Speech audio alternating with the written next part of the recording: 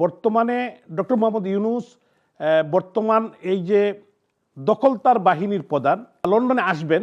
বর্তমান এই রেজিম এই দেশকে ধ্বংস করে দিচ্ছে, দেশের আর্থসামাজিক অবস্থা ধ্বংস করে দিচ্ছে, জিডিপি 3%-এর নিচে নিয়ে আসছে এবং বিশেষ করে ল অ্যান্ড অর্ডার সিচুয়েশন বলতে কিছুই নাই।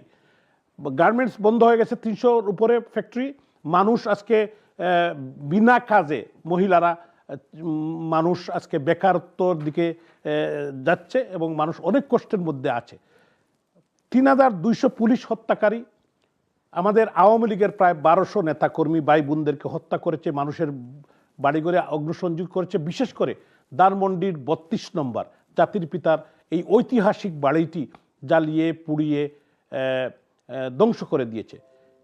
আমরা এই রেজিমের যারা এখানে আসবেন 10 তারিখ সকালে 7টায় সবাইকে আসবেন এবং 11 তারিখ 11টায় ব্রিটিশ পার্লামেন্টের সামনে যে প্রতিবাদ এবং বিক্ষোভ সমাবেশ হবে, আপনাদের সবাইকে আমন্ত্রণ জানাচ্ছি।